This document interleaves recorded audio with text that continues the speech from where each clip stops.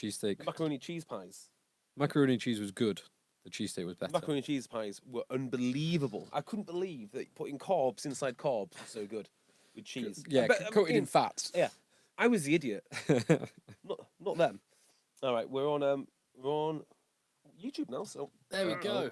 Oh, oh, don't panic. JB, you're not going to put any socks on or shoes on? So I put socks. I'll put some socks on. Here's some socks. Oh, ow. Okay. Hello, the analyst guy. I'm joined by the analyst guy. Hello. How do? Just put my socks on because I'm professional. Do you do this in BT Sport before you? I've not polished them. So. No. I was going to say a little polish would be quite nice. I've never managed to pull off like that sort of colour blue shoe. Easy, mate. What trousers did you wear them with? I like wearing them with jeans. Yeah, I wouldn't wear them with jeans. All right, mate. Well, I would. And then my shoes. Okay. Oh, bootcut jeans, yeah? Yeah, bootcut jeans. Yeah, that bootcut makes jeans sense. and awkward questions towards directors of rugby. Yes. In fact, I've got a story about that. Here we go.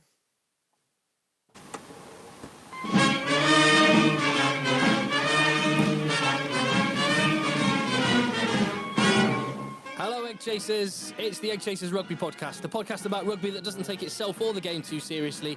And what else would we be doing on a sunny bank holiday Monday than sitting in a room with no windows, overheating, talking about rugby? I'm Tim, that's JB right there. Hello, Timothy. That is Phil. Hello, Tim. You know where you can find us at Rugby Podcast on Twitter, and you need to be watching that feed this week because, we'll get into that in a little bit, but some interesting things are going to be going on, Facebook, Instagram, all the rest of it. And we're here on a bank holiday Monday because, well, I don't think either of you two would have been able to face a podcast yesterday after your exertions on Saturday. We worked very, very hard. As ambassadors for the podcast. As ambassadors for the podcast, as guests of HSBC at the London Sevens. And we were working so hard on Saturday. We were flat out exhausted all day Sunday. Yeah, I mean, we really put in the hours, to be fair. Well, we were up at 6 a.m. We were. We spoke about nothing but rugby all the way down, so we've formed all of our thoughts before all the games happened. Yes. So we don't need to update them, because no doubt we were right. And that was it, really. Yeah, massive thanks to the guy who made it happen. Ryan Kersel. Kiesel. Sorry, Ryan. Long-time listener of the pod. And all-round good bloke. With some great stories, which I can't repeat on the podcast. I'd love to, though. I'd love to. I would have loved to have accepted the invitation as well, but I found myself at Allianz Park. It's all right. We've got 3 more years of it, so... Yeah. You know. Yes. How was Allianz Park? Oh, it's very good, but more to the point, what the hell are you doing on a Sunday morning, bearing in mind it's bank holiday weekend, getting a train at 7 a.m? Well, I didn't get the train. The first train was at 9 a.m. So I was up. I left. Me and JB stayed at his sister-in-law's flat in Notting Hill. But I checked the Sunday service, and there was engineering works on the line, and United were playing at home. So United were playing at home. Yeah, Bayern Munich's charity game. Yeah, I was going to say, there's only like 20,000 people went to that, and they're not all coming from London. There was a lot of Cockneys with United shirts. So here's the thing, right? On the train that I was on. Just an aside. So I actually watched the highlight. I don't know why I watched highlights of this game, but I did watch highlights of that game. I understand why United would put out a team for it. I do not understand for the life of me why Bayern Munich would send 11 guys over to celebrate one of the most famous losses. Yeah, one of the worst ways to lose a game when you're leading 1-0 with seconds left on the clock. Yeah, I mean, like when Talk H are not going to send a decade anniversary team to Oldham to celebrate when we lost by 1 point. Could you imagine Northampton celebrating their 2012 loss to Leicester?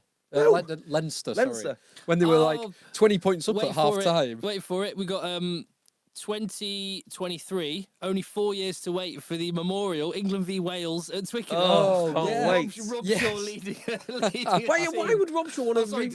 15. There's 15. There's the 13. There's that one, There's the 13, 30 points to 3, hammering. In Cardiff. And then there's the 2015 World Cup. It's bizarre, isn't it? Hi, Chris. Do you fancy just coming to lead lead a team out for your worst ever performance? Say it again. Say it again, Chris. We always back ourselves at home. Anyway, So clowns. anyway, I wanted to get up and beat the rush. Go on, name drop who you were hanging out with in the HSBC. No one you'd have heard of, to be fair. No. No. There's a few guys you Well, might they have no heard longer of. play, so you wouldn't have heard of him. Brian O'Driscoll, come across him? Did he play rugby? He used to play, yeah. Oh, okay. There's a Sevens player there, Brian Habana.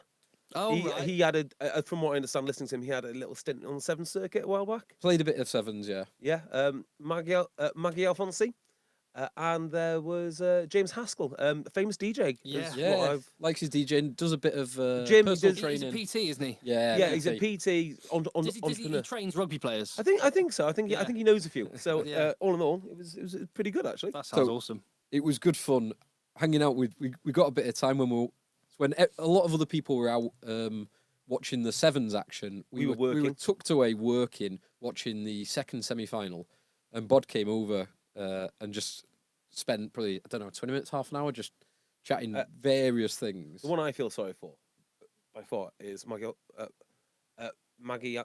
Alfonsi, because she had to listen to my theories about why England lost the World Cup final to New Zealand on repeat. We had a great chat with Maggie as well. Actually, she was really interested. She's excellent. She's She excellent. yeah, very impressive.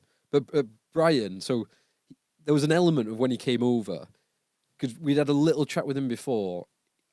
I'd like to think he thought we were relatively normal compared to some of the people there. And as an example of what one of the guys asked him, a Russian dude who was quite nice but a bit drunk and a bit bonkers, came over and at one point asked Brian O'Driscoll, "Has he ever been to Dublin?" No. What, you mean outside of my entire life? Yeah. Apart from that. Yeah, the actual rugby for the Sevens as well was brilliant. Well, yes, it is. Worth saying, not for England, who Yeah. are struggling to get to the Tokyo Olympics now. Yeah, Yes. it's a really tricky one, that right? Because I didn't really support any team, and I certainly could not care less what England do. But I think if you go to Sevens, I don't think you should go with supporting a team in mind, because you've got to wait so long. You've just got to appreciate that every game is pretty awesome, and they are, generally speaking, they are. Oh, there's some awesome games. I mean, there was a couple of complete one-siders. The first game we watched, South Africa hammered Japan 49-0. And no one's getting anything from that game. But there were some other games that were like the Scotland and Ireland performances Yeah. against some bloody good teams. Like the Ireland performance against Fiji was just phenomenal. So USA are very impressive too. yeah, Now, just USA. looking, just eyeballs only, without looking at any stats or anything. USA seem a lot more powerful than most other teams. They look physically bigger, but I don't know if that can be backed up. Well, they've got some big boys, but then they've always got at least one of The absolute speed, Carlin Isles or or Perry Baker. absolute Yeah. speed And merchants. then what's his name? Barrett. Yeah, Just Barrett. Danny is- mad. Barrett bounced off. I can't remember who he's that a was big boy. against. I think he's against Australia. Yeah, he's got 15's potential, I would say. I mean, he's played quite a bit of 15s. He was at Cardiff for a bit, wasn't he? That's not really reaching your potential going to Cardiff. It might- That's no one's idea of reaching your potential playing at Cardiff. Well, I think this is the route to the American audience, though. As much as I'd love it to be through the Gallagher Premiership, and I don't know if it is. I mean, I've got. I'm sort of. I think Sevens is so specialised now. We had this conversation on the train. Is it taking away from the 15s? well, yeah, I And think they're. it I think probably they're. does, I actually. think they're in competition with each other. I've said it before. Right? I think they should have gone to 10s, not 7s, because then you could have players moving between codes. Yeah, much I more think you're easily. right on that. easier. Yeah. Now, there are people who've done in both directions. Like McConaughey at Bath, his first season playing 15s, and has looked brilliant. Marcus Smith being another one who played highest level. James Davis. Won a silver medal. Yeah. Davis has gone forward and backwards, Yes, he hasn't has. he? But yeah, there's Oh. some who do both. Did you say England won't make the Tokyo Olympics? Well, It's possible. It's- Hang on, but isn't it Great Britain that well, makes it's the Tokyo? GB, but they sort of amalgamate and aggregate points, and I think is how they work it. But basically, England not doing very well this season is dropping them down, dropping the aggregate rankings of those four nations that dear. will want to be as GB, dropping them down to the point where they might not qualify for the Olympics, which would be a Well, there is another code of rugby which is making a. Well, it's going to be introduced, and we can talk about that later. Actually, All right. But I've got Okay. some things to talk about on Rugby X. One last thing on the Look on. sevens. Ross Tucker on Twitter, who we'll come on to in a little bit because of some World Rugby or a World Rugby Do announcement. we have to? But Yeah, it's fine. he made quite an interesting point when on Twitter when we were discussing sevens, and his view was that the action is so transient that so by that he means, and I think he's right in this, there is some phenomenal bits of skill, absolute unbelievable Australia, for instance. bits of skill in the sevens, but because a single bit of skill rarely has a significant influence on an individual game in the way that a magnificent bit of skill like the Rory Hutchinson The offload, which yeah. didn't ultimately have an effect on the game, but changed the dynamic at that time, because it doesn't have a long-term impact on the game because there are so many highlights. The action has moved on really quickly, and not having, as Jay mentioned before, not having so one team will play, then they'll play like 3 hours later. So you have like 10 minutes of action that you're interested in, and then 3 hours later you have another 10 minutes. So that transience means it's easy to dip into, but it's very easy to like be enthused about it for a very long period of time. Completely agree with that. So if you look at the crowds, actually, the crowds are basically there for a party, which is absolutely great. I mean, I have no issues with that. But what I am saying is you don't, or very rarely do you find people who follow the Sevens circuit. Yeah, And yeah. if you do find a person that follows the Sevens circuit, actually, spends their own money going to all the different countries, you probably don't want them on your speed dial. So that's how I put it. It's more of an event than It's like cricket. You go, it's very similar to you cricket, go, and actually. it's the context for a bit of a knees up, Yeah. and you'll zoom in and zoom out of the actual action on the pitch. very similar to Yeah, cricket. I you agree can with dip in so quickly when there's a bit of action, but then immediately you've forgotten about it and you're on to necking your 15th beer or whatever you're doing. Yeah. After this, I'd quite like to go to a Grand Prix, an F1 Grand Prix, because that's like a whole weekend of drinking, and you have to then stop and then watch a race, and then you can go back to drinking. Then there's lots of events, and then there's a race, and you can watch that, and then you can go back to drinking. It sounds like a great way to spend a weekend. Yeah. And the Monaco Grand Prix this weekend, a lot of the Toulon boys were there. Oh, were they? That looked like a good way to spend a weekend. Doesn't it just? I'd love to do that. So we will come back and talk about that rugby X you mentioned. We've got lots of rugby to talk about, so we'll get on with that. But just to say, we'll have a Premiership preview / Negroni Party announcement podcast in your feed this week. Yes, so we hit will. subscribe. Ooh. But we've talked. We still feel bad about not doing a live podcast in 2019. So we thought we can't let the year end without having done one. We couldn't do one. Be unethical. Yeah, it would be. We couldn't do one in the Six Nations because Phil selfishly impregnated Claire and had young Thomas. I mean, we're always going to like Thomas, Phil, but We'll always hold it against him as well, won't we? Hold that against him. But I keep reminding him. good, but maybe not. Maybe the slate can be wiped clean because we do have a live podcast in 2019. It's going to be a World Cup preview podcast at Twickenham the week before the World Cup starts, and we're also using it as an Eggchasers Negroni party and a JB RFU Council 2021, something like JB that. 2020 or 2021. Whatever the date is, we'll be using it for that date. Yeah, to launch that campaign officially. So it should be a lot of fun.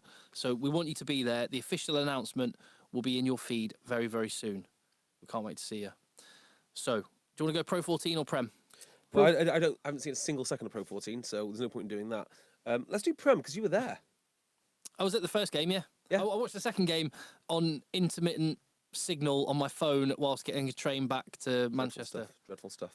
But Well, so there's a few things. First of all, I kind of think that Saracens now, and this isn't the game action, but do you think they've turned the corner in terms of supporters and filling that stadium? And so I always thought like the rugby's been in place, but the thing that they're missing now is actually the support base and people going to watch. Do you think they've largely solved that? Because it looked absolutely bouncing on TV. it was bouncing. I think it's worth pointing out as well that from the guys from BT Sport that were in Newcastle for the Champions Cup final said that there were loads of Saracens fans. Yeah. And that they had a huge part to play in a brilliant atmosphere. So there might be something in that. It feels like because they've now got the stadium and they've been there for, it must nearly be, well, it feels like at least 5 years now. There was a lot of Gloucester fans, it's fair to say, and they were very noisy. And that you could tell that it was a team that hadn't been to that stage in 8 years because they were filling their boots. And, Last days in Rome. yeah. The Gloucester fans were absolutely loving it. There was a picture when Dreyer went over for the the try, one of the two consolation tries towards the end of the game. There was a shot on TV of a Gloucester fan, a middle-aged Gloucester fan, like cheering, both arms cheering and shouting, like it was almost like Gloucester had just won the game. But no, they just scored a consolation try against Saracens in a 40-point hammering. That was the disappointing part of this whole game. Is I was so hoping that both these semi-finals, in fact, would be close. But they were. It was seriously one-sided. Yeah, I mean, I thought Gloucester could win. I really thought they could. Well, you backed them. Yeah. Not only to win this game, but to win the whole thing. Well, I thought if they could get through this one, they could definitely get through Exeter. I honestly thought that. Yeah, well, that's why that's why Saracens are 3 times champions, and I do a podcast from my basement. So, you're one of 3 virgins in the basement. Yes. And also, I mean, imagine if we'd have said in the semi-final, Brad Barrett, your man, Brad Barrett's going off after 25 minutes. Game over. You'd have said game over. It's done. Gloucester definitely winning. Yeah. I know Tompkins was ace. Did he get a hat-trick or just... Yeah. He did. Crikey. He did get a 55-minute hat-trick. I'm really unsure He's about got how... wheels as well as being a big unit.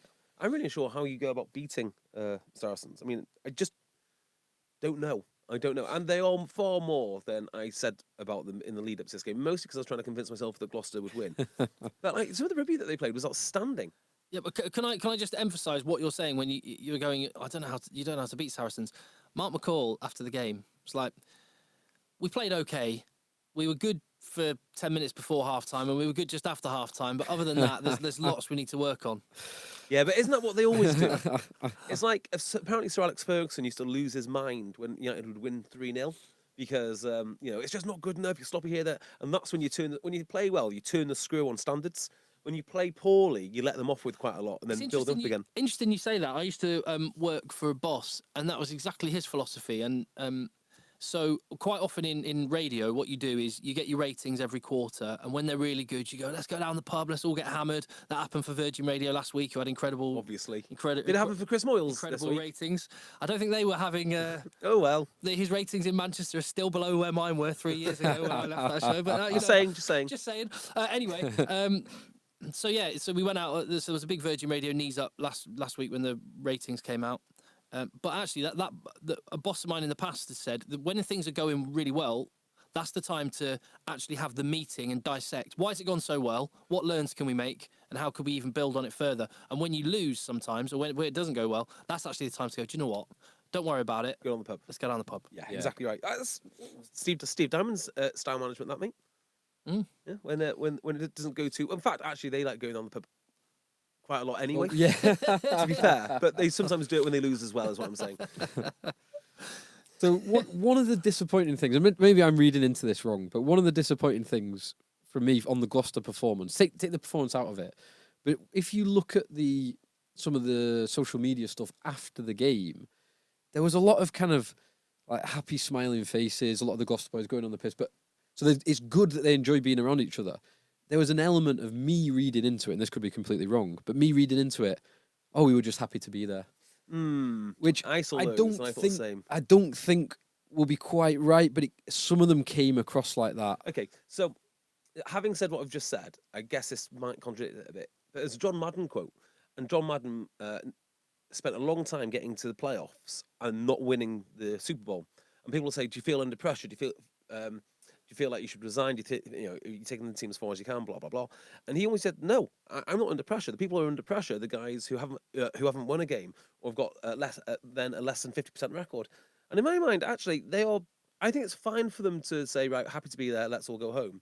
Wouldn't be fine for Saracens to do that. And it wouldn't be fine for Exeter to do that. But it is fine for Gloucester to do that, I think. Right now, yes. Next year, no. It can't continue to be fine. So, yeah, I am with that. But they've got to... So, you've got to see improvement every year. And so Gloucester finishing third is great. Gloucester will be aiming to finish third or higher next year. But also they'll be aiming to at least improve their performance in the semi-final. And you've got to see that continual improvement. Because this Gloucester team is a bloody good team. It is good. They've got some brilliant players right across the board. They're cohesive as a unit. They did not show it in this game. but they've got a good team and they can do more than they did today And as or a club, yesterday. I think they are in as healthy position as anyone really. They've got a great fan base. They're well run. They've got a cracking director of rugby who, I would have before Ackerman joined. So just being he's head coach and Humphreys Yes. is director of So rugby. I would have Rugby. been putting See. pressure on Even Humphreys though to leave. Ackerman got nominated for director of rugby of Yeah, I the know. year. I know. So I would have been putting pressure on Humphreys to leave, but actually said no. He knows what he's doing. They appointed the right, the right person at head coach. So it's all worked out fine. A great head coach, good squad, well built, a good commercial side. Everything is in place at that club. I would not be surprised if this is the first year of a long stretch of Gloucester getting to the playoffs. I would agree with that. I think they're built the right way to continually do it. They've just got to do it. Yeah. And they've got to improve every time they do it. Yeah, I think if you were Johan Ackerman and David Humphreys, and they're good coaches, they've got a good coaching team around them, you would have said, right, we've got 2 weeks to prepare for Saracens because they put out our second team in the final Premiership game. We've got 2 weeks to prepare for Saracens. Where should we focus a load of our attention? Let's do it on defending the aerial bombardment that we're going to get. And even with the preparation that I'm sure they put in, and even knowing that it was a massive focus, they still couldn't stop Saracens. They are just ridiculously good at it. It's hard to do, though, isn't it? Like, unless you've got an Israel Folau in the backfield somewhere who can go up and contest those balls. They had Woodward, they had Marshall. Those are fullbacks in their own right. And they had Sharples on the other wing who played fullback the week before. And even so, if that kick is exactly right and that chase is exactly right and they've got bodies all around it, they're usually reduced to just trying to tap it back. Unless you can elevate to such a height, like an Israel Folau, and catch it above your head because of his NRL days and his Aussie rule days, I'm not entirely sure how you stop it. And you're trying to stop Saracens, who they've got 3 of the best tactical kickers. Owen Farrell, obviously. Good as a fullback is probably one of the best, if not the best, in terms of that tactical kicking option. And Ben Spencer, under the tutelage of Wigglesworth, It was over the the best. over the past few years. Well, Ben Spencer has come on leaps and bounds in terms of that kicking game. And then a kick is only as good as your chase. And the Saracens team are just so switched on. Maitland and Williams so are incredible. And they're big boys as well, aren't they? They're like 6 foot Yeah. something. I don't know. Definitely Maitland's big lad. I don't know what Williams is. They just time it so well. And the phrase that Alex Sanderson used that's going to become a regular bit of rugby parlance now is kick to regather. That's what they call it. Kick to regather. Well, we it's do a not- lot of kick to regather. We do a lot of prepreparation on kick to regather. To be fair, that's a better saying than resource the ruck. I've still Yeah. not worked out what resourcing the Yeah. ruck is. So, I mean, they're just incredibly difficult to play against. And their game is far more, I don't know. So, they play amazing rugby. And they do play amazing rugby, but they play it in a different way to Gloucester's amazing rugby is partly from structure and partly from some amazing players. I kind of think of it like this. It's kind of like back in the day, if you bought a cake from a shop, it would be a boring cake. It'd be fairly high quality, but it'd be a boring cake. If you wanted a nice cake, you'd have to go to some sort of like artisanal bakers. Now Saracens have somehow merged the two things, and they've come up with a cake doing like the ones you get in Costco, which look artisanal. For all intents and purposes are artisanal, but it's still been made via a factory process. And that's what we've got with Saracens now. They've got great rugby via some sort of factory process. They're a Costco cake. They're a Costco cake. They're a Costco novelty cake. Bit more expensive than a Costco cake. Yeah. And they are giant as well. They are Everything's giant. huge Yeah. in Costco. And Yeah, Costco what cakes a are giant. bloody Yep. massive Perfect. team. A Saracens team who've lost their 2 first choice props as well. I know they had a kid. One of the questions I put to Mark McCall before the game is the chink in your armour front row when you look at the bench? They had maybe 15 Premiership appearances this season between them. Between them, yeah. Well, I mean, And even they the absolutely bossed starting it. front row, you might make an argument that it's a chink in their armour. It just seems like they've disregarded the scrum altogether. I mean, they win enough. That's fine. They get put under a lot of pressure. They, by no means, have the best scrum in the Premiership, despite their giant size.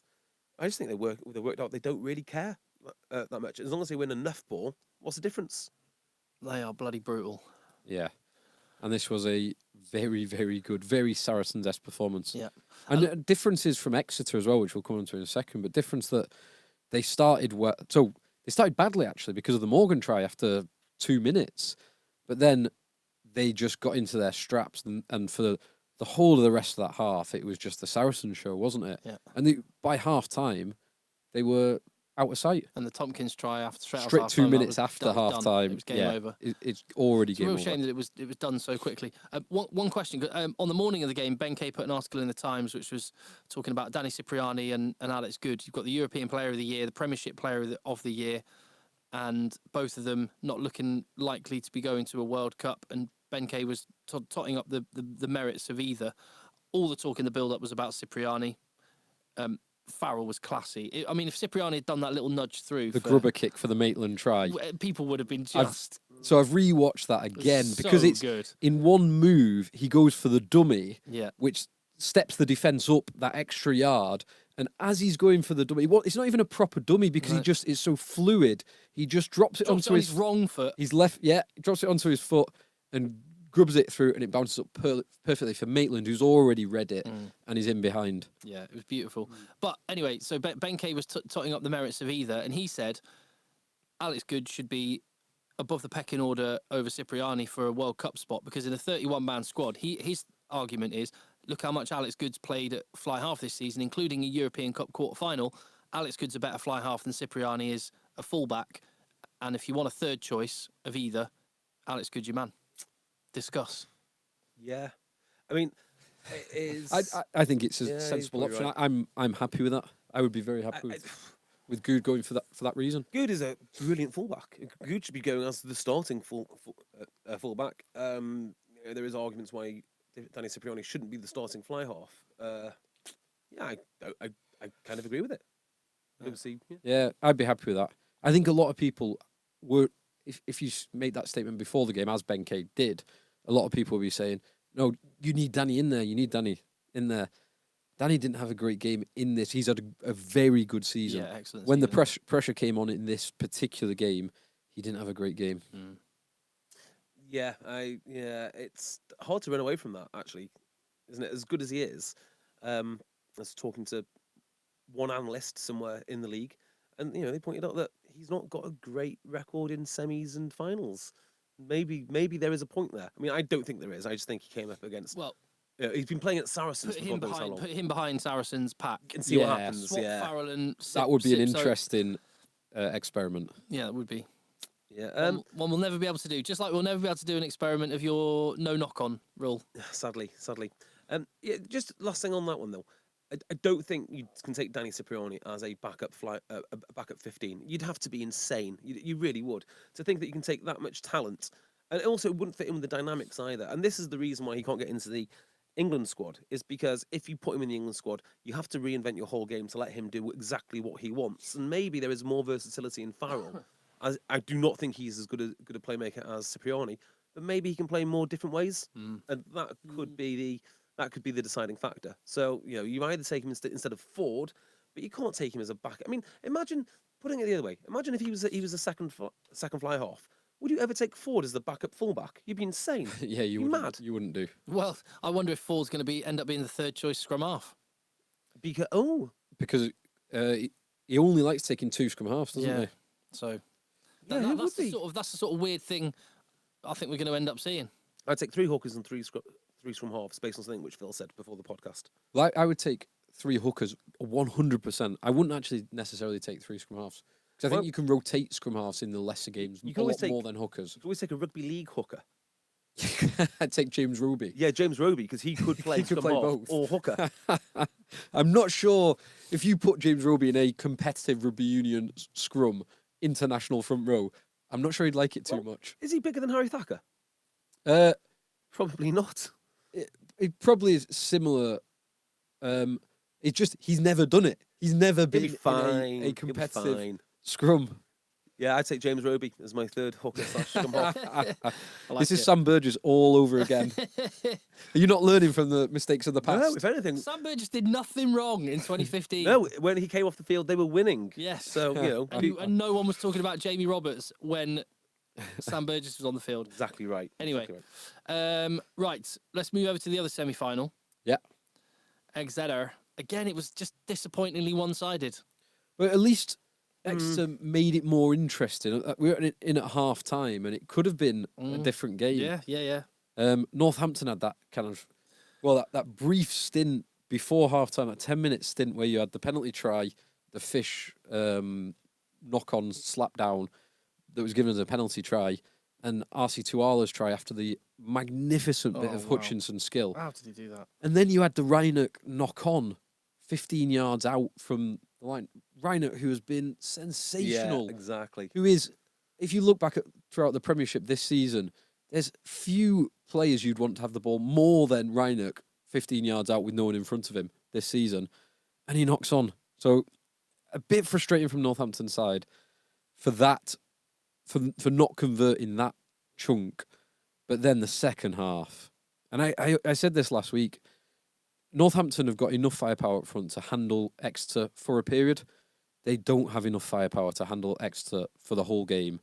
And in the second half, it became evident that Exeter were going to run away with it pretty quickly. Yeah. This playoff appearance probably came a year too soon for Northampton. I mean, they were... I wonder, even though they definitely deserved their place there, they've played some great rugby, I do wonder if a Harlequins type team would have put up a better fight, and I suspect they probably would. Well, they were closer to 12th position than to first position. Who, Northampton? In the regular season league table. I believe that's an accurate stat. So, like, it's well deserved to get there, so on and so forth. I just think it's a year too early. I'm going to be fascinated to see what this team looks like after another year under Chris Boyd, and also with some of the players that he wants coming in. And actually, there are some players in here that he does want. In fact, a lot of them. And that's why they're playing. Like, Hutchinson wasn't involved really until he showed up.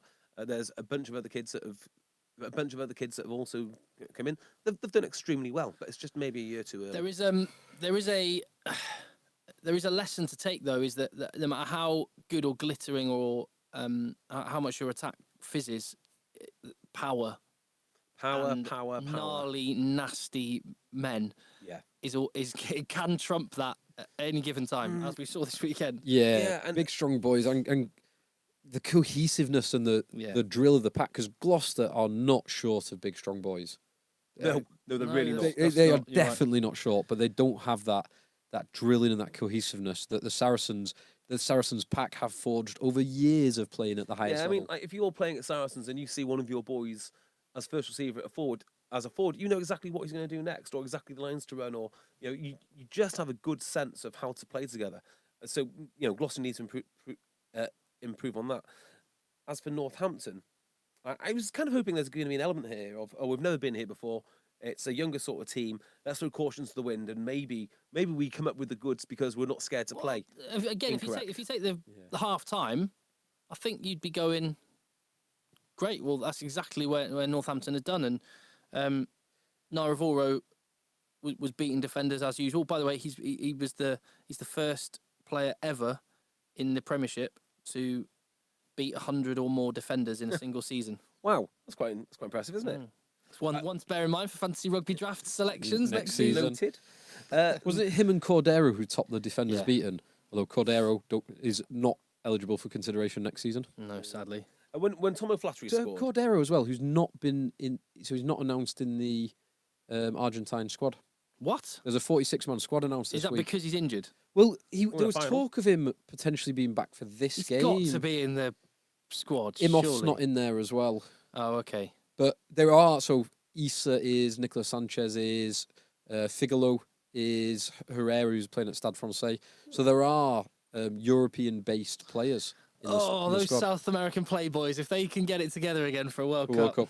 No, because they're in England. They're in England's pool. Hang on. As if they are going to... You're going to put all these alpha males together on tour in Japan for 3 weeks. Do you think they're going to get it together? I don't. I mean, they are going to get it together, but not on the rugby field. So one thing, I'm looking at Northampton's signings for next year. So they've promoted a few boys from the academy. The only notable forward that they're bringing in is Owen Franks. And now he will be very important. I mean, they've got the good Franks now. They've got the great Franks. I think they need a bit more than that in terms of steel up front. Yeah, maybe. They could do with someone like Dylan Hartley, Pickamoles. Yeah, Dylan Hartley would be a great signing. If you could get a Dylan Hartley fit, great signing. But at this point, they need a number 8. They need a big number 8. Harrison is a good, abrasive number Harrison. 7. Well, I he's tell not. you, the guy who, I mean, he's not big or abrasive, but I wish he'd played better or at all, would be, what's his name? The guy from Bristol. Oh, Mitch Eady. Mitch Eady. I think Come on, he's not he's not gonna. You're not gonna go. He's not a pick-em-alls type. He's not gonna win the well, semi-final. who is a pick-em-alls type? Pick-em-alls, Billy Vanapola, or the South African whose name I forget. Dwayne Vermaelen. Vermaelen. There's three of them on planet Earth. Correct. Right. And they had one of them. 2 years ago, they had one of them. They had it. Carl Ferns. Carl Ferns Carl would be Ferns a would be a- tremendous sign. I mean, good you know, shout. there'd be salary cap issues around that, but you know, it'd be a Marquee great player. shout. Whoever Yeah, he whoever could they, be, actually. if you're going to bring in one of those boys at number 8, they are going to be a marquee player. Yeah, they'd have to be. So yeah, that's what I think Northampton are missing. Although the young lads that are coming through, Painter, Hutchinson has been I brilliant. mean, Ribbons is a guy that they've Dingwall's not been played good. much this Ribbons year, has been injured, and he's a Yeah, very big but man. then they've got Moon coming through as well. He is a big So, boy, Ribbons. Yeah, he's a And big more, old unit. you know, Hartley. Yeah, fine. He's playing for England. This, that, and the other, and he seems to be largely fit for England. Do you not just cut your losses and get rid of him? If you're Northampton, it's a salary cap situation. Just get rid. It's like the Tuolangi question, Yeah. but with a different name. Yeah. Just get rid. It's not worth it. And I tell you who has learnt this the hard way this week about marquee, expensive international players is London Irish. Because Yeah. shock of all shocks, I number know. 7 that has dealt with horrific injuries in the past Over and over and over again. has now got a horrific injury. Yeah. And you've spent 400k on him. He's probably your marquee signing. Get He'll a be, grip. He'll be one of the marquee signings, definitely. And we said it.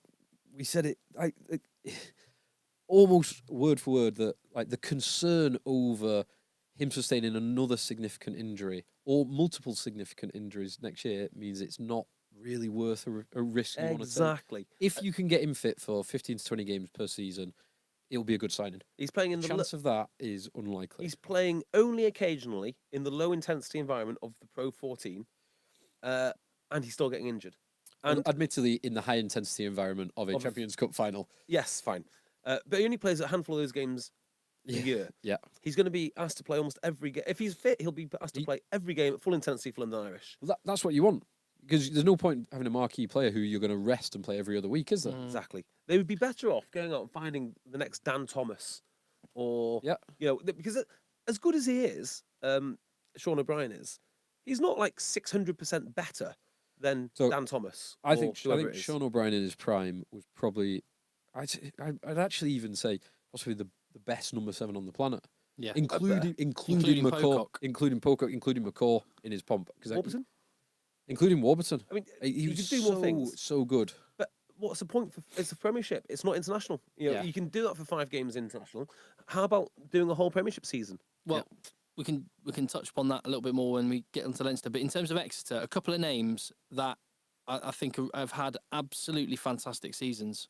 Devoto. Yes, Okay. one. Voto has been class. And the other name I had in mind for Exeter. I'd say Tom O'Flattery for some reason. I mean, yeah, he's had a Flaherty. great breakthrough season. But Ollie Devoto is the one I was going to mention. Yeah, 100% him. Kvesic has been Kvesic, brilliant. those are the two. Yeah, yeah, Kvesic yeah. and Kvesic. Devoto have been so good this year. Kvesic, I in the past have been a bit negative about Kvesic.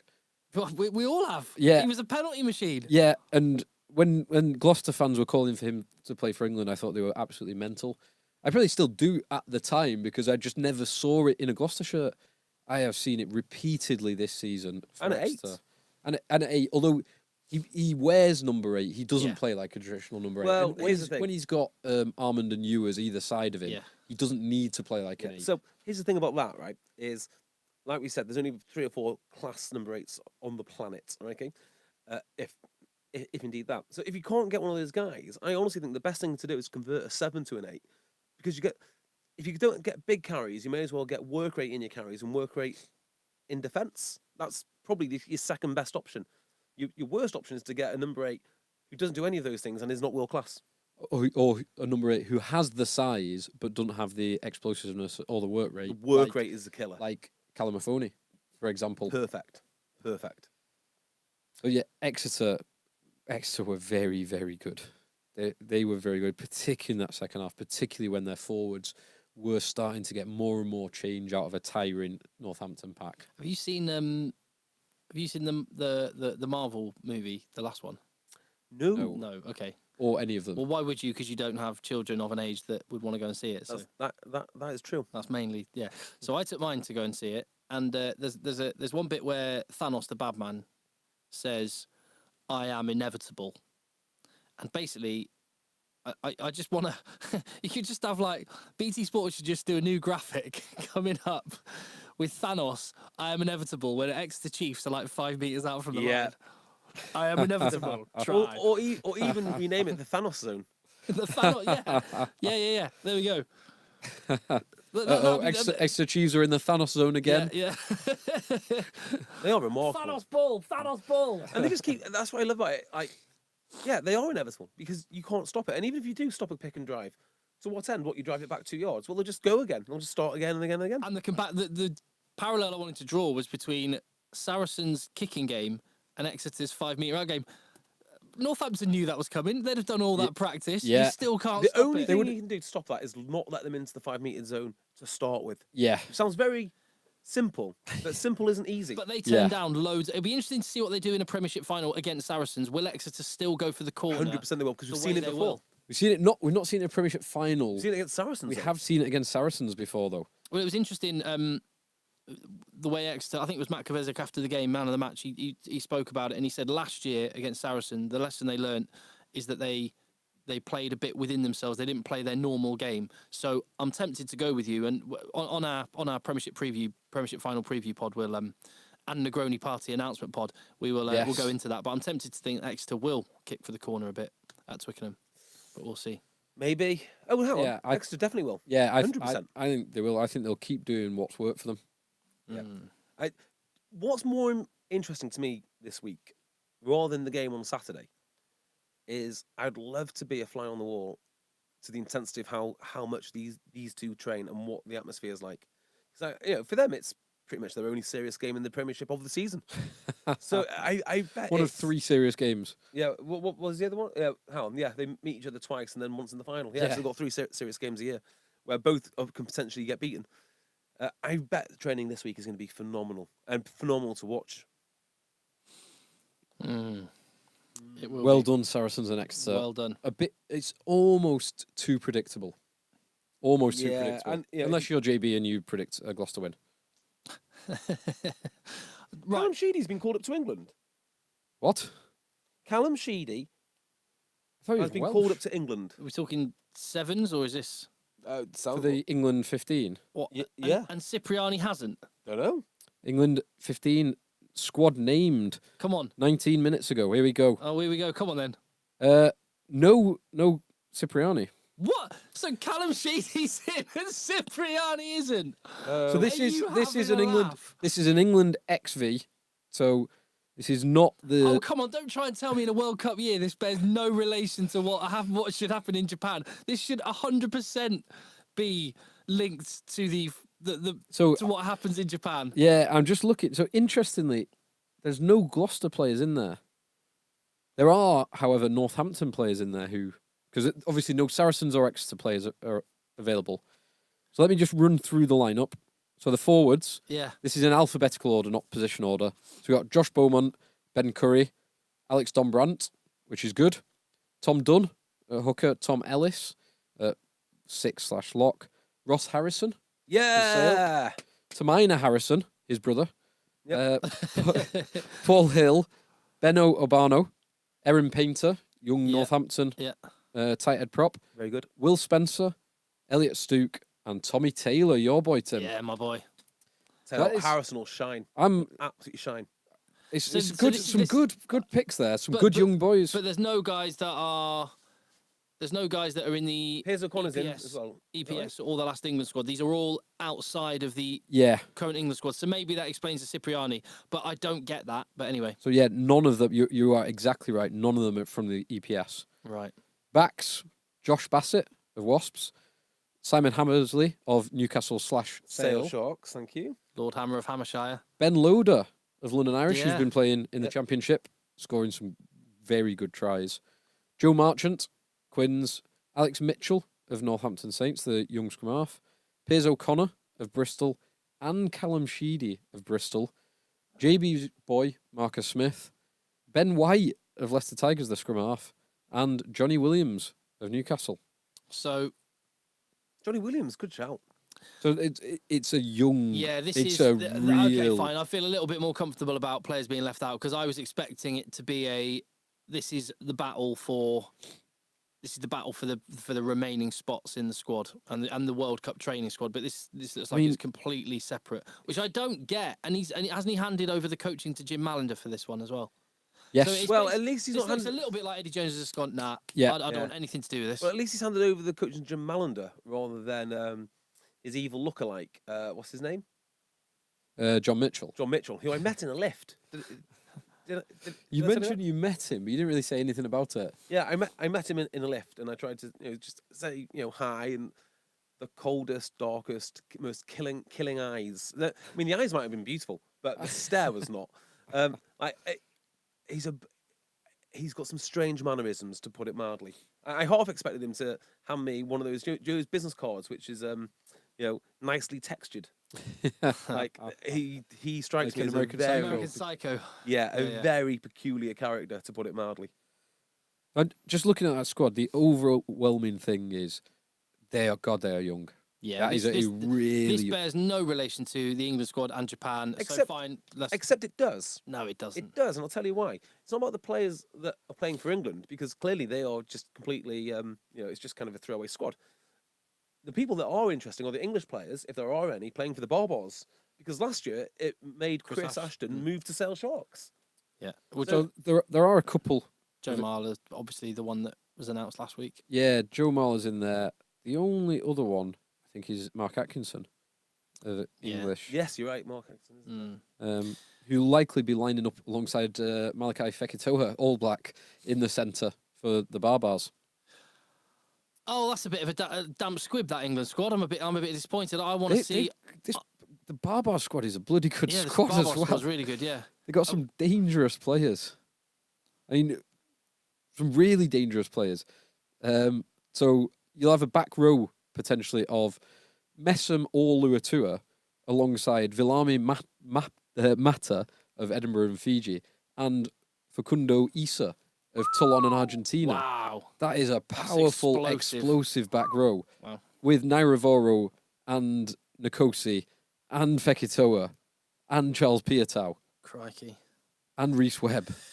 Wow, yeah, they might give England a bit of a hiding. It's One might be an say. interesting game, that. Right. I've got a rugby social game, Yes, please. which is inspired. Well, thanks to, you don't thank me, thank Tig Furlong for this one. Oh, Thanks, Ty. So. I have seen a couple of these. I've not seen the full fine, thing, good, but good. So Tig Furlong last year, after Leinster won the Pro 14, did a Meet the Forwards on his Instagram channel, and it was quite tongue in cheek, very funny. And on the plane back from Glasgow this time, he's done a Meet the Backs. So he's taken a photo of each of the backs that started in the final, and he's written a few things about them to help you get to know them. So That's nice. So from the facts that I will give you about them, or the description that Tig Furlong gives you, you have to match up the description to the player. So the starting back line was Luke McGrath, Johnny Sexton, James Lowe, Robbie Henshaw, Gary Ringrose, Christ. Jordan Lama, Rob Carney. I know nothing about these guys. Well, just have to guess. Okay. So 7 names. First one. Tig Furlong describes this person as caveman. He'd peel an orange in his pocket. I don't understand what that even means. I think it means he's tight. Is that tight or keeps the tight or as in you can't keeps get his anything hands out in his his pocket? pocket? He'd even peel an orange in his pocket. I don't know. I'm that sure doesn't that's really what it work might for mean. me. Let's go with it. But caveman and he'd peel an orange in his pocket. Which one? James Lowe. Well, no, hold on. Oh, right, sorry. Write it down. Write it down. Okay, give me one Uh, sec. Write it down. Let me just get. There's no way any of us getting any of these right. I've seen a couple of these bits. All right, so okay. Okay. Two. Next one. Beekeeper. Doesn't capitalise as much as he should off the pitch. A beekeeper. Beekeeper. I Hang think on. I actually said Hang on, beekeeper like his dad. Doesn't capitalise as much as he should off the pitch. Right now, judging by the awfulness of the first description of peeling an orange in his pocket, is beekeeper a literal man who keeps insects, or is it some sort of funny thing? Don't know. This suggests he's been stung by bees a lot. He gets stung a lot. get stung by financial schemes? No. Who's struggling with their finances? Who's fallen No foul of idea. some pyramid schemes? Yeah. Anyway, you can always Timeshare You owner. can always come up. I'll remind you of what they are afterwards if you Okay. want to change your mind. So the third Third one, one. This one might be easier. He didn't have any description. He just wrote on the picture, red or yellow, Yeah, got it. Red. or yellow. Got it. I've got no idea. Okay, the next one, he said, nickname, bird neck. I've got that one. Yeah. Has enough neck for 10 heads. Very good. Company accounts make interesting reading. That was that person. Interesting. Bird neck, enough neck for 10 heads. Company accounts make interesting reading. Okay, next one. Nickname, phone box or bungalow. Runs like he's mad at the grass. Ooh, that could also be the same guy. Oh, I don't know. I've got no idea now. What's his name? Phone box bungalow, runs like he's mad at the Bungalow. grass. Bungalow, think bungalow bungalow means Nothing up top. yeah. The guy. Okay. Okay, and the next one. Nickname, ferret. Same haircut since age 10. His dad puts Tabasco sauce on the skirting boards to stop his dogs eating them. What? I know. We're getting to know the Leinster backs, but there you go. This is so Irish. And that's 7, isn't it? 6, I believe. 6. Oh yes. Who am I missing? Oh, I know who I'm missing. Oh, I know who. Okay. All right. Well, I'll make it easy because I haven't written down the other one or I've deleted it. Whatever. The other one's Robbie Henshaw. So Okay. Robbie Henshaw is not. So we've got So 6 others. Robbie Henshaw is the one that I had missing. Well, Robbie there you go. Henshaw, So that's a good I have sign. him at 5. So I'm So gonna change take it. him out, and there you go. So I'll remind you of what caveman. He'd peel an orange in his pocket. Makes no sense. Red or yellow. Beekeeper doesn't capitalise as much as he should off the pitch. Okay, number 4. Bird neck and ferret. Dad puts Tabasco sauce on the skirting boards to stop his dogs eating them. All right. So 1 is James Lowe because of the caveman. Correct. Yeah. You got that as I've well, got Phil? James Lowe. Excellent. Yes. What have you got as the second one? Gary Ringrose. I think Luke McGraw would keep bees. It is Gary Ringrose.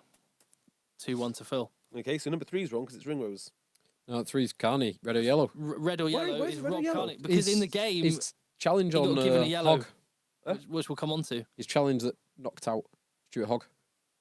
Have you not seen any of it? No, Have you? No. Oh, you've not seen it?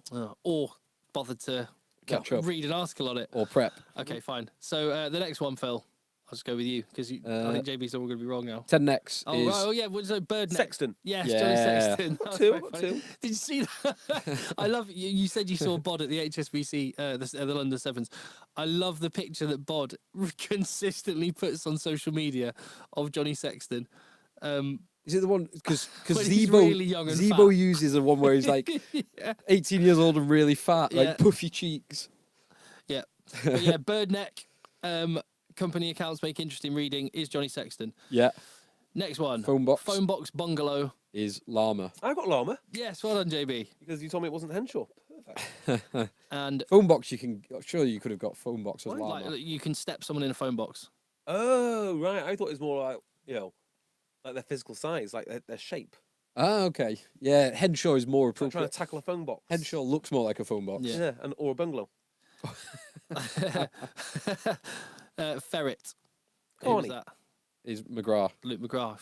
Phil got them all correct. Well played. I have, to be fair, I did when I was hungover on the train yesterday. I did flick through Furlong's Instagram. I think it was on, wasn't It's it? very good. Good quiz. Whatever. Hey, there's a new code of rugby coming out. Have you heard about this? I have. Well, we'll tell you all about it after you tell us about Akuma rugby tops and then Cornerstone, please. Well, Phil, you tell us about Kumi rugby tops. We have had more people just messaging with pictures of them wearing their Eggchasers They're Akuma getting rugby everywhere. jersey. They're getting everywhere. all over the world. So if you want the most stylish green and yellow jersey, the best, most appropriate, Long- sympathetically, Are Australia bringing back their native print jersey? they are Oh, not. no. I can conclude they are not. If you want Damn. the most appropriate sympathetic colour palette, and you want the finest merino wool or the finest athletic muscle fit Yeah. jersey, go to akumashops.com/eggchasers. That's akumashops.com/eggchasers. And you can choose from the men's or the women's semi-fit, which is the athletic pro fit, or the sublimated retro jersey. The long sleeve retro jersey is lovely, isn't it? And I have some further news on that. We might be having another garment added to the range. So if you want to see what it Really? is, you're gonna have to log on. Very good. Oh, Very interesting. exciting. You can also go to our Twitter @Rugby Podcast. I think we've got a link on there as well, haven't we? And we got a tweet from Mark Gelbert or Gelbert, who said he was taking Dad to the Monaco Grand Prix this weekend. Okay. Very nice. Very nice. Couple of Negronis. And he just spotted in the bathroom of the flat that they have in Monaco something that he's still been using since Mark got it for his dad 3 years ago. What on And earth would that be? his dad still uses, with the initials CJJ on it, his Cornerstone razor. Beautiful. Nice. Standing proudly up on end. Standing proudly up on end, still looking sharp and well, that's stainless steel. That's going to last 3 years, and it's still there. And what a present for his dad. So whether it's a present for... Hang on. Does his dad own a flat in Monaco? Is that what they're Clearly, saying? Is it a humble brag? Mark, we're someone Mark's someone we need to on your F1 Grand Prix. Yeah. Yeah. ambition Mark, get, and World get in Rugby touch, Awards. Mark. Yeah. Slide into my DMs. Point being, you could sort out your dad or yourself for just £4, as little as £4, 6 precision engineered Cornerstone razors, and a free engraved aluminium shaft with your initials engraved on it, sent to you in a presentation box. £4, cornerstone.co.uk/eggchasers. That's cornerstone.co.uk/eggchasers. I would. I would. Right. And we've had loads of people also sending us pictures of Negroni. Tesco have it reduced to clear at the moment, apparently. Why? I know, I don't know. Weird. And, well, it's clearly growing in popularity. And Ollie Waddington just said, "Take my money." A picture of him in a bar. It says Campari Negroni, only $5.95. And that was legitimate ingredients as well. Yeah. Campari, Negroni, And Stu Red Kilby Vermouth. has sent a picture of, we need to know where exactly this is, but a London cocktail bar has a Mr. Fogg's mechanical mixologist. Amazing, and isn't it? Makes your Negroni for you. Perfect. I thought that might be in his flat or something, or in his house. I wonder if I can get one of those from. So, Pro Pro 14 final. Pro Are you 14. wanna- Red or yellow? Are you happy with yellow? So I was happy with yellow. Yeah. I You think- guys continue to talk. I'm going to go to the toilet. I've not seen any of this. Okay. Go back in the top. Yeah, I think so. Obviously, it's terrible for Hogg getting taken out. Last game. He looked, last game for Glasgow. He looked in a bad way as well. He hit his head, or he hit the ground hard. Yes. I'm not sure if his head necessarily made contact, but he landed on his just slightly past 90, so his shoulders took the front of the. Had brunt of the Nige given a force. red, would you have been upset? No, I could have gone with a red. I'm kind of with you. I think I'm pretty much with you. Again, I don't like these sort of marginal 50-50 calls where you'd go, yeah, I can see, I'm all right with it being a yellow. I could understand if it was a red, or I could see why it was a red, but equally I'd have been all right with it was a yellow. Can we just like move on? Yeah. Because it's just too much said Yeah. about it. So we've said that. Nige, I thought was a fine decision. He's had a lot of stick for it. One thing that has come out of this game is a lot of Leinster fans unhappy about Glasgow booing. Yeah. Have you? I've did you notice seen. there's a lot on Twitter about it. I've lot seen a people saying couple it. of bits on Twitter. I've not seen too much though. So, were they booing during kicks, or was it just booing at any given moment? Johnny Sexton's kicks. Bear in mind it came down to those for And the win. Sexton didn't kick particularly well. No. He missed at least one conversion and 1 or 2 penalties. Yeah. But I would just like to say, because everyone likes to have a bit of a moan, but where is it? Hang on, I've not seen the final, and I've just been told I'll come back. I assume you're talking about the Irish, are you, Tim?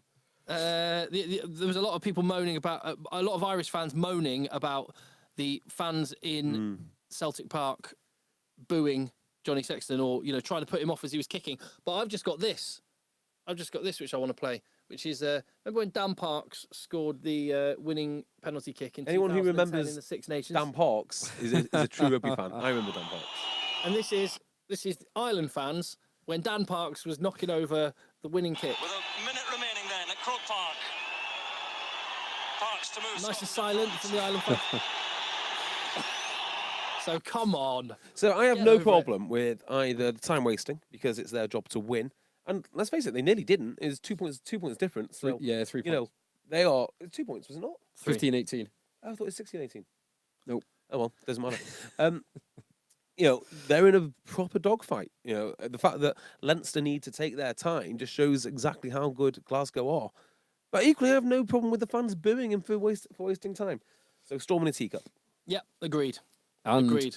this is an interesting game. So we didn't get to watch the full game because we couldn't find anywhere to show it us as we were leaving. Well, yeah, nowhere has Premier Sport. Even in London, nowhere has Premier Sport. And Premier Sport player is garbage. Even round Utter garbage. Even around Twickenham, nowhere had Yeah. Premier Sports. So Nothing we can do. we couldn't watch it live. I've read quite a bit about it. I've caught up on as many highlights as are available.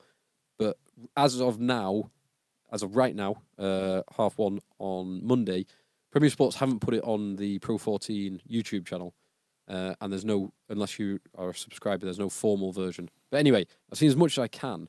One of the frustrating things for a Leinster fan, so Leinster, particularly in the second half, they controlled the game. They controlled territory and possession.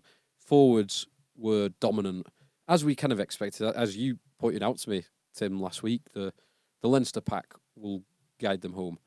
And they did. But if I was a Leinster fan and an Ireland fan, I'd be a little bit frustrated and a little bit worried that once again, Leinster and a lot of the Ireland team under Johnny Sexton, who's not playing especially well, have failed to break down a tiring defence with a load of territory and a load of possession. So it was a good win for Leinster against a good Glasgow team, but I think they'll be a bit frustrated that they didn't make it easier for themselves by converting more opportunities towards the end of the game. Yes, agreed. But congratulations, good win. Good win. Yeah. And Glasgow are a good team. They are. There was a moment in that second half where Hastings had basically a 4-man overlap.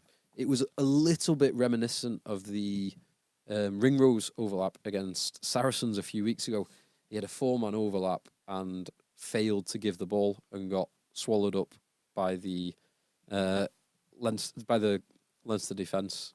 Saracens had that covered according to JB. When Oh, they yeah. did the pass, they had it covered. Oh, sorry, I forget. Oh, right. International rugby teams don't score 4-man overlaps, do they? No, they No. don't. 10 yards No, out from the that's- opposition. Absolutely not. They would have covered it. I wouldn't worry about that. Come on then, tell us about Rugby X. What are you talking about? So is this from some conversations you had at HQ? No, it wasn't. I was just scrolling through the internet, as one does, and Rugby X came up. Now, Rugby X apparently is a Is 5-man. like is it like scantily clad rugby? Yeah, Rugby mean- XXX? you would argue that scantily clad rugby solves more questions than Rugby X does, but no, it isn't. So I only know the basics of Rugby X, but this is effectively what it is. It's a 5-man version of the game. It is played where there are scrums. Rugby V. So it's called Rugby X because there's 10 players. Yeah, of course that doesn't make sense, does it? Because it should be Rugby 7s would be called Rugby 14s. 14. exactly, and we just Rugby watched 15s would be called Rugby 30s. Leinster are Yeah. the Pro 14 Rugby 30 champions. Yes. Correct, yeah. So Rugby X doesn't work. And it also doesn't work in another way because there's already an X7s tournament. There's X-Rugby 7s, X Rugby 7s. which is an RFU initiative to make 7s more accessible and playable. Right. Yeah, so Just use they use the word X because it's cool. Yes. Have they done it in like a graffiti font? it would not surprise me.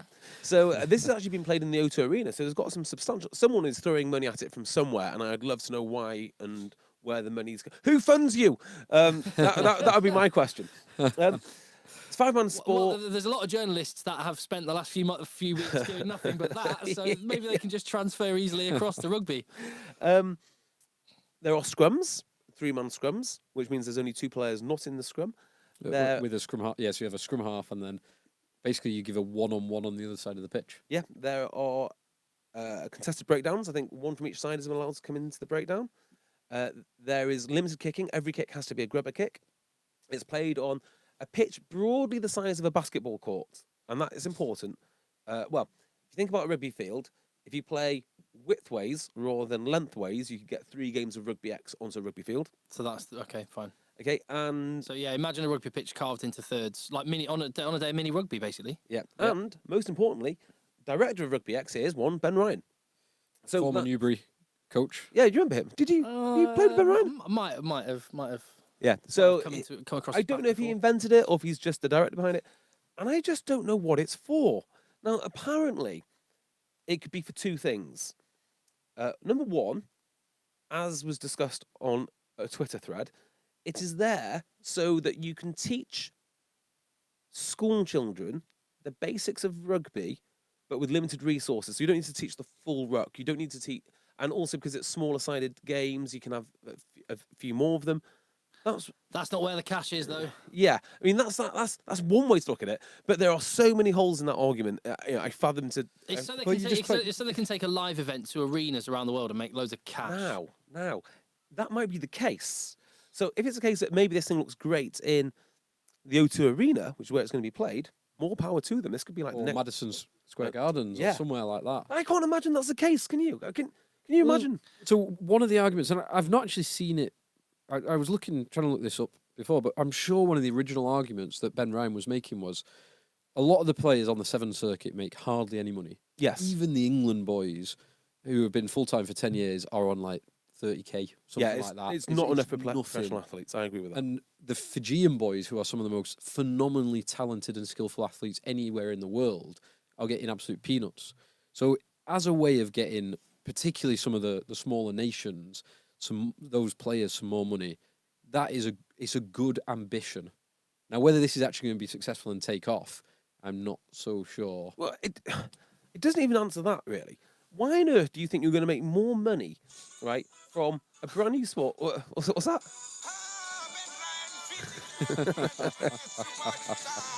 So Ben Ryan the Lion.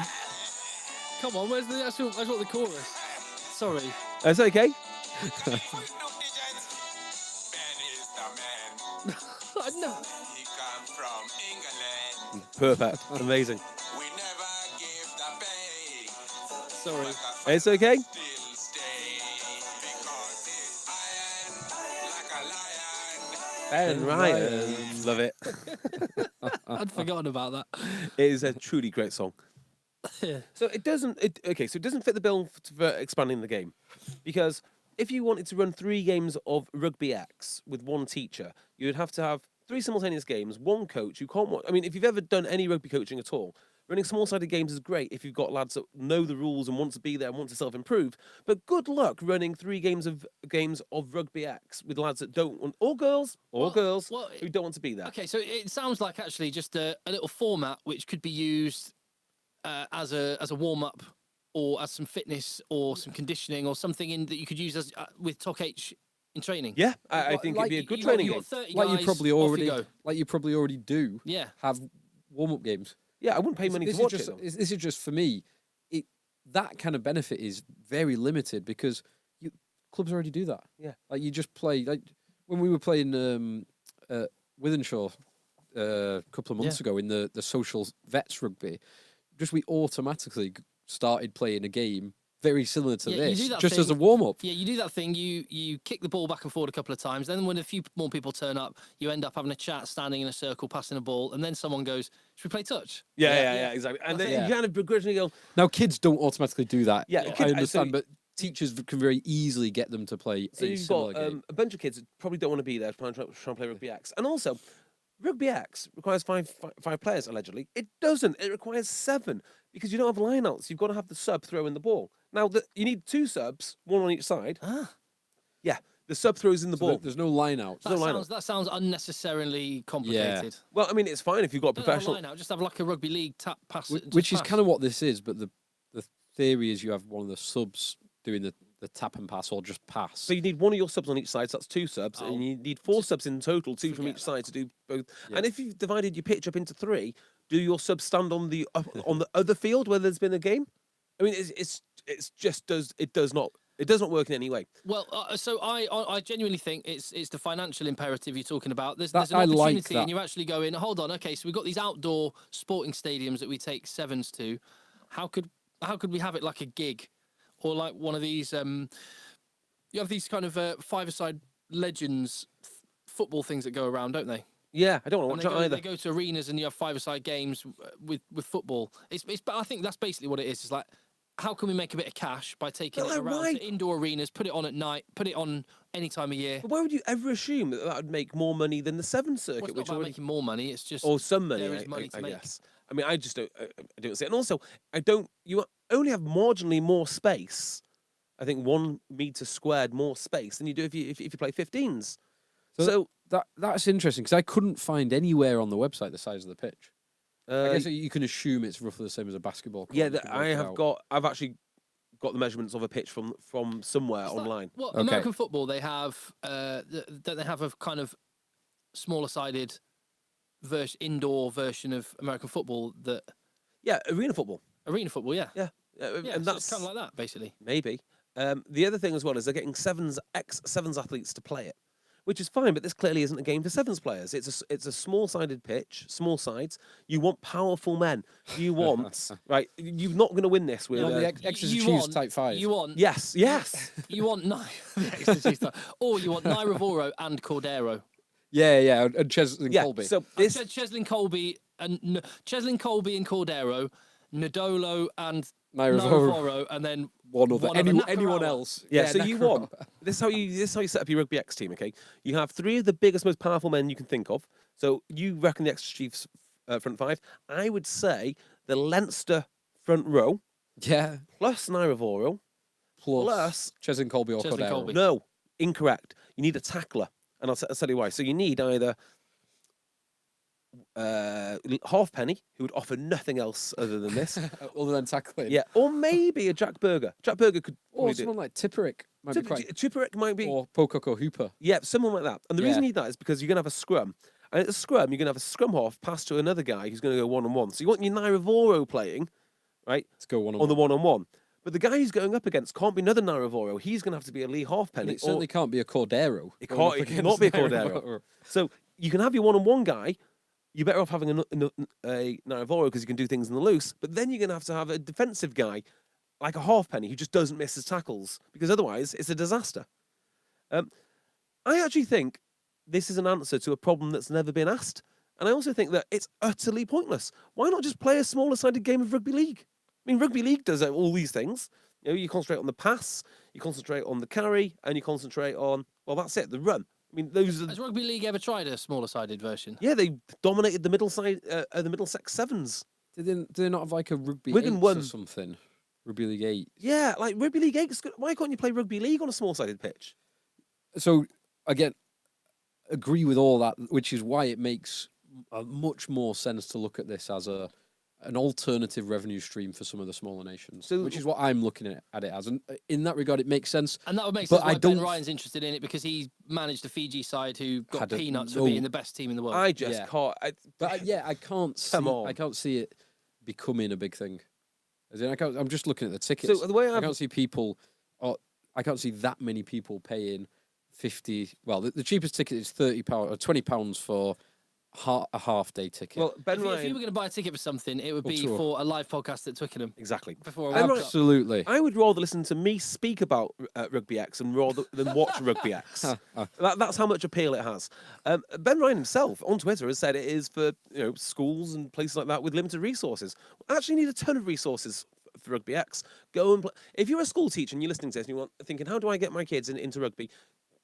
Rugby League 10s, Rugby League 8s, Rugby League 7s, Rugby League. Rugby League has never had a problem penetrating into working class areas, believe it or not. That is the game that will convert people into rugby 15s. And even if it doesn't, you're going to have some great rugby league players, which is important. You do not... Listen, if you're going to be a professional athlete, you do not want to be a Rugby X player. It is a road to ruin. Don't do it. Well, we'll see. So I admire the. The endeavour. Hey, Yeah, well, absolutely. Well, the way it's Absolutely. described to me, it could be... Well, the idea is it could be the next Kabaddi. You know, they might be playing in space-age stadiums somewhere, small-sided games, and it might be huge in India. Yeah, and if that happens, more power to them. Yeah, It's great. it's great. Absolutely. I just don't for the life of me think it will. Kabaddi. Remember when that was on Channel 4? Well, that's exactly how it's described. It's like, do you remember Kabaddi was on Channel 4 on like mud pitches? Like, it's sort of.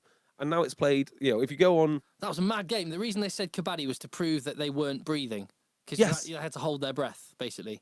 They had to not breathe in the time. They had to get to the line, the opponent's line, before they had to breathe in again. And by the way, I watched the Kabaddi World Cup not so long ago, Kabaddi. and the outfits they wear are horrific. Like I think they should be dressed more like MMA fighters than What outfits do they wear now? It used to just be like polo shirts, shirts and shorts. polo shirts Wasn't and like isn't it mixed? As Dunlop well? white flash. Isn't it mixed? Trainers. Mixed, as in women play. Was it men and women? Or was it? Ooh, I don't know. I maybe doubt not. it. No, it can't have been. Rugby X certainly can't be mixed because stopping Don Armand on the gain line is going to be somewhat of a challenge. No, he's no good at carrying in heavy traffic. Oh yeah. Right, we've got two more items on the agenda. Number one, you must have seen, we predicted the future yet again. The Danny Cipriani, the Sips slip mitts. Oh, how did we do it? Going, which of course will be transitioning over the summer period into the Sips grip tips, exactly as we predicted. So thank you to everyone who sent a picture of it to Rugby Podcast. Danny Very Cipriani, much enjoyed that. In this very, very warm week, was wearing gloves in training. Do you know what? Would you like to know why? Because I have the inside scoop on this. Because they were slippy to make him. Our idea was grippier. You have Sips slip mitts, which are slippier than normal hand friction, to mean that when you go without the gloves, Well, you're better. it's a training system, isn't Yes. it? You start with the Sip slip mitts. Yeah. So in training, it's harder, and then when you get to a game, you add the Cipriani grip Grip tips. tips. grip tips. Yeah. Right. So you're more grippy. I mean, it's one of the best. But It's a graded training hierarchy. Yeah. Why Yeah. did he do it? Well, I would like to also say that Danny Cipriani appreciates our thinking. I can tell you that much about the grip slip tip mitts and the concept. But the reason The he had Sips sip mitts. grip tip mitts. The reason that he had him on is because he had an injured hand. It was to protect his hand all this week. But obviously, you couldn't. Interesting. I didn't want to wear one because that he'd. Yeah, then you know which Weird. hand it is. Yes. Yeah. So that's why he had his. Or he looked his- like Michael Jackson. So that's why he had his gloves on. But obviously, you didn't want to say that before the game. You didn't want anyone to. Yeah, of course. Yeah, he had a small hand injury. And the other thing? The other thing, the World Rugby high tackle decision making framework that was announced earlier today. God, that is a sexy sentence. Say it again. World Rugby high tackle decision making framework. God, who are these people? Go on. Have you seen it? Oh, I know about it because you read it to me on the train. Well, so this was before it was announced. So Alex Lowe in the Times on Saturday had a bit of an announcement. Well, it was preempting this, which is so it's a framework. It's a series of questions that the referee must ask themselves to determine whether a high tackle is a shoulder charge or a high tackle, whether it was dangerous. What were they? So yeah, whether it's dangerous and whether then should it be a penalty, a yellow card, or a red card. Mhm. It's quite interesting that they've done this. So it's actually it's been branded as solving two problems. At the highest level, it's solving two problems. First problem is consistency of decision making, which is something that we've long complained about. And the second one, which is an obvious one, is to further try and reduce concussion, which is obviously an important and a good thing to do. The decision-making side of it is something that we've long argued for and long said, I wish there was a clearer set of almost questions or set of logical processes you could go through. And in the past, I've always said, like, in my head, I kind of asked myself multiple different questions to try and make a decision. Yeah. And I kind of knew it was never written down for referees anywhere. So I think this is actually, in my mind, this is a good step. We've not seen it play out, but the way the video of this plays out, and fair play to World Rugby in doing this, they take some high-level controversial decisions which were incorrect in the past. The Owen Farrell tackle on Andre Esterhazen in the Autumn Internationals last year. There's a New Zealand versus France, a double high tackle headshot. There's an Alan Wynne-Jones headshot against the Lions. For the Lions against New Zealand. So they're looking to reduce the opportunity for these controversial decisions in future. So there's a couple of things. Yes, I broadly agree with you. There's a couple of things. I think there will always be unintended consequences with these things, and I think there's going to be that there will end up being a lot of decisions which are made which don't use a kind of feel for the game, because there are a number of times tackles where players do wrap the arms, but because of the nature of the collision, or they only wrap one arm that's round one side and the other one's a bit shorter. But basically, the bottom line is there's a lot of players that make good intention and the right movements, but it doesn't physically happen because, say, Esterhazen bounced off, and so Farrell's wrap was after he was already falling backwards. So they actually try and clear that up. Yeah, go on. So what they do, the first decision that the referee has to make is it a shoulder charge or a high tackle? So a shoulder charge is where the leading shoulder, and they actually use that tackle in it, where the leading shoulder, the arm of the tackler is either in a sling position, so it's in your front so you can't make a wrap, or it's behind his body. And you might then bring it, like swing the shoulder in and then bring the arm round. But this is the Farrell one. His left arm, his non-tackling arm, wrapped, and that was what Angus Gardner used to say he's wrapped. His right arm was behind his body, so he led and swung with the shoulder. So they are clearing that up. If you watch the video, it's I think it's quite a good definition. That's good. That sounds good. The only the big issue with this I can imagine I am going to have is having to listen to TMOs and refs go through a bloody flowchart. Yeah, it is. It is a flowchart. Yeah. It definitely is. Now, it might be clunky at the start. Yeah. No, let me rephrase that. It will be clunky at the start. What I think it will give is it will educate everyone, including fans, kind of serious fans like ourselves, and casual fans who watch rugby a few times a year for the big games. So hopefully it will allow them some transparency into the referee's decision-making process. Yeah. I might be wrong about that, but I'm quite optimistic. I think a lot of the things that World Rugby do are certainly well-intentioned. There's no doubt they're well-intentioned. I think this is actually quite well thought through, but I could be proven wrong. I do get it. It sounds like let's make things more litigious, not... But I get it. I get it. This is approaching the problem from the other end of the telescope, so to speak, right? What we first had is a crackdown on players. Largely successful, but what they weren't successful on is a crackdown on referees. So now what this is, I think, is a crackdown on referees, because there are decisions out there where they should have obviously been cards or at least penalties. For instance, when Owen Farrell stole a game from South Africa by high-shotting whoever it was. Now, that to me... Esterhazen, right? Angus Gardner got that clearly wrong, and I think this is really frustrating the powers that be at World Rugby, because they know, and I know, and anyone with half a brain knows that was a penalty. So they've got to now regulate the thought processes of the referees to come to the conclusions that they want, so the game looks exactly as their marketing department has described it to them. And that's what we've got. This is why it's there was no, because Angus Gardner's decision was based on the wrap of the alternative arm. He wrapped his arm, so it's never been in the laws until now. It's never actually been specified. Both arms. What you're looking... No. Go on. No.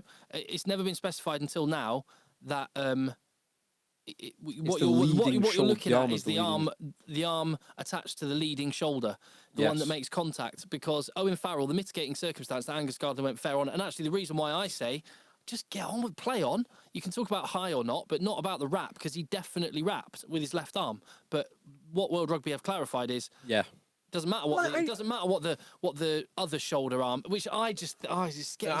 It was definitely. I understand the intention's great. I like the clarity. Crack down on the refs. I crack down on the refs. These pesky refs are reffing, using their knowledge accumulated over a lifetime, a career of rugby. If we'd never had Twitter, this wouldn't have happened. No. So one of the phrases. Have you watched the video? Because one of the phrases. Which video? The video for this, the decision-making framework video. One of the phrases they use, actually a few times when they're talking about the decision of whether it's going to be, depend on the severity, a yellow card, a red card, or a penalty, is referee's discretion. And they look at the final decision is based around aggregating or mitigating factors. So is there any aggregating factors that make this a worse incident? As in, if one of the things is if the tackler had full line of sight and plenty of time to make the decision, and the player's running in upright, and you still hit him in the head with a shoulder. That's aggregating. If the player ducks at the last second, that's a mitigating factor, or if the tackler's unsighted, that's a mitigating factor. But one of the phrases that they use on the video numerous times is referee's discretion.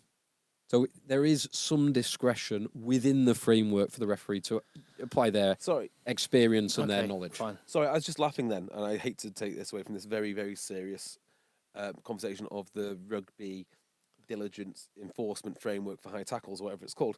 But literally, as I was scrolling through Twitter, what would pop up? But Rugby X. So so we've got both sides of the argument covered. The Rugby X tournament is in. It did say before. I think it's September. Or October, is it? October. And do you want to know the prices?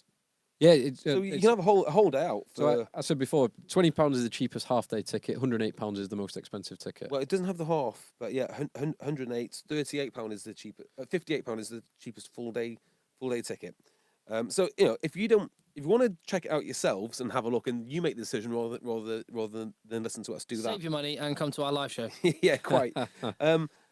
But here's how they've marketed it. So they've given all the players nicknames.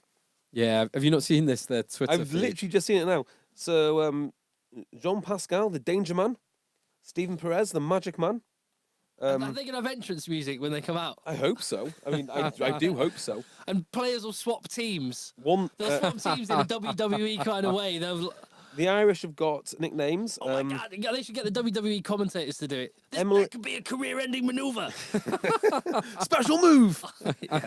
You've got Emmy Lee Murphy-Crowe, the star. Emily Lane, the creator. Lucy Mahal, the talent. And they've actually got some big names. So I think there's Carlin Isles, who will be playing. Oh, no, Perry Baker's playing, sorry, I should add. Speed stick. Can I just point out, completely the wrong types of players to be playing, but never mind, carry on. What would you like your nickname to be? I'm just looking through them. Emma Uren is the engine. The engine. Phil Burgess, the powerhouse. Uh-huh. Holly Atchinson, the playmaker. I think Dan Norton's the legend. Yeah, there we go. Dan Norton's the legend. Tom Mitchell, the skipper. Harry Minolti's the explorer. And Billy Dordis, the leader. Jordan Conroy, the step. I'd be the penetrator. You could be the line bender. Tim? The professor. The professor. Love it. Lucio Gonzalez, the future. So in terms of him, don't bother going to buy a ticket to watch him until next year. Yeah. When he's the present. Next year I'm the present. Next year will be his year, just like Gloucester's year. Could be next year. Hey, it looks like a good day out. It will be a good fun day out. Have a watch. But come to our live show instead, which we'll tell you about on the next podcast when we preview the Premiership final. And the Premiership final, basically. That's it. So we'll see you on the next pod. Bye-bye. Bye. Want to leave Facebook on, shall we? Don't mind. Right, let me run to the loo. The penetrator. No, we shouldn't. We can't leave Facebook on, can we? Why? If we're doing the